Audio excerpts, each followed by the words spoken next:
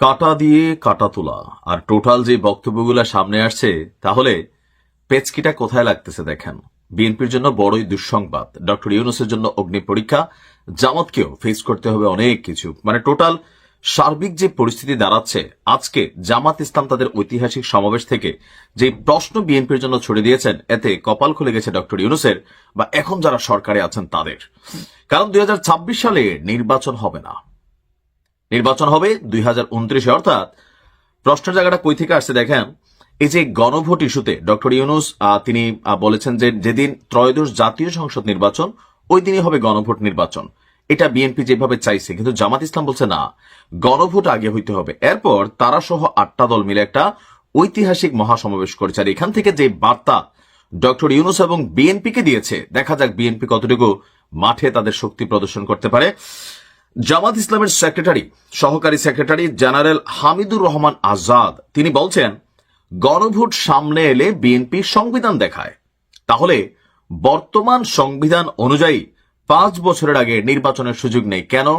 কারণ 5 বছরের জন্য একটা সরকার ছিল, তাহলে ঘুরে ফিরে কি শেখ হাসিনা এখনো বৈধ প্রধানমন্ত্রী? কারণ সংবিধান তো এটাই চলতেছে, আবার 5 বছর নির্বাচন হবে না। প্রশ্নটা কোথায় করছেন তিনি দেখেন, কি পেজকে দিচ্ছেন। তিনি বলছেন যে বর্তমান সংবিধান অনুযায়ী 5 বছরের আগে নির্বাচনের সুযোগ নেই, 5 বছর পর পর নির্বাচনের কথা সংবিধানে লেখা আছে। পেজটা আপনি বুঝছেন নি কোন জায়গাটাতে চিকন পেজটা। 2024-এ যদি নির্বাচন হয়, তাহলে 2026-এ নির্বাচন হবে, এই কথা সংবিধানের কোথায় লেখা আছে? বিএনপি যদি সংবিধানই দেখায়, তাহলে এই সংবিধান অনুযায়ী 2029 সালে নির্বাচন হবে। আজকে রাজধানীর পল্টন মোড়ে 8 দলের যে মহাসমাবেশ ঘটেছে, সেখান থেকে এই বার্তা এসেছে। হামিদুর রহমান আজাদ বলছেন, কেউ কেউ বলছেন সংবিধানে গণভোটের বিধান নেই। তাদের বলতে চাই, আওয়ামী লীগ সরকারের আমলে সংবিধান সংশোধন করে গণভোটের ধারা বাতিল করেছিলেন শেখ হাসিনা। এখন যারা বলেন সংবিধানে গণভোট নেই, তাহলে কি তারা শেখ হাসিনার সরে কথা বলছেন না? জুলাই সনদ বাস্তবায়ন ছাড়া সুষ্ঠু নির্বাচন সম্ভব নয়।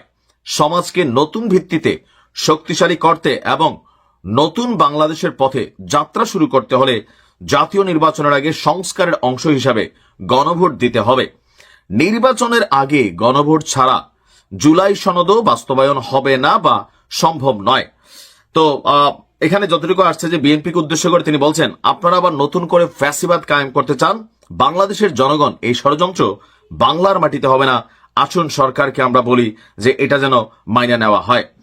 এখন সবকিছু মিলিয়ে আপনার যে আজকের মহাসমাবেশ থেকে মানে ইসলামিক দলগুলো, মাওলানা মামুনুল হকের যেই দল, তারাও কিন্তু একই ভাষায় কথা বলেছে যে গণভোট না হলে নির্বাচন হতে দেবে না। অপরদিকে এনসিপিও একই ভাষায় কথা বলছে যে জুলাই সনদ স্বাক্ষর না হলে নির্বাচন হতে দেবে না। সবকিছু মিলাইয়া অ্যাডভান্স বলে রাখি, পরিস্থিতি যে আকার ধারণ করছে, প্রত্যেকে যদি প্রত্যেকের জায়গায় শক্ত অবস্থানে থাকে, তাহলে ডক্টর ইউনূস তিনি আরো 5 বছর বা 4 বছর ক্ষমতায় থাকবেন। এই উপদেষ্টা পরিষদ আরো 4 বছর থাকবে। আর যদি এইগুলা নিয়ে মাঠ পর্যায়ে শক্তি প্রদর্শন, মারামারি, পিটাপিটি কোন রকম পরিস্থিতি তৈরি হয়, তাহলে এখানে আর্মি পাওয়ার টেক ওভার করতে বাধ্য হবে। এরপরে সবার কপালে দুঃখ লাগবে। এখন যে বিষয়টা আসছে, গণভোট বনাম জাতীয় নির্বাচন, একটা টোটালি কনফ্লিক্ট। অনেকেই যারা রাজনৈতিক বিশ্লেষক আছেন, অনেকেই কিন্তু মনে করছেন যে 2026-এ নির্বাচনের পরিস্থিতি কিন্তু তৈরি হয় নাই। আর রাজনৈতিক দলগুলা যদি নিজেরা কোনো সিদ্ধান্ত নিতে না পারে, তাহলে সরকার নিজে সিদ্ধান্ত নিবে। সরকার সিদ্ধান্ত নিলে আবার সেই দায়ভার সরকারের। টোটাল মিলাইয়া যে ক্যাওসটা ক্রিয়েট হচ্ছে, দেশে অস্থিতিশীল একটা পরিবেশ তৈরি হওয়া ছাড়া আর কোনো কিছু আমাদের কাছে মানে বোধগম্য হচ্ছে না। আপনি কি মনে করেন? এখন এই যে জামাত আজকে যেভাবে আলটিমেটাম দিছে, ইভেন যে দলগুলো একসাথে মাঠে নামছে, তারা কিন্তু একটা আওয়াজ দিলে বাংলাদেশের চেহারা বদলাই যায়। ডক্টর ইউনূস কি পারবে এই সকল কিছুকে প্রতিহত করে ঠেকিয়ে নির্বাচন 2026-এ করতে? দেখা যাক কি হয়। ভালো থাকুন।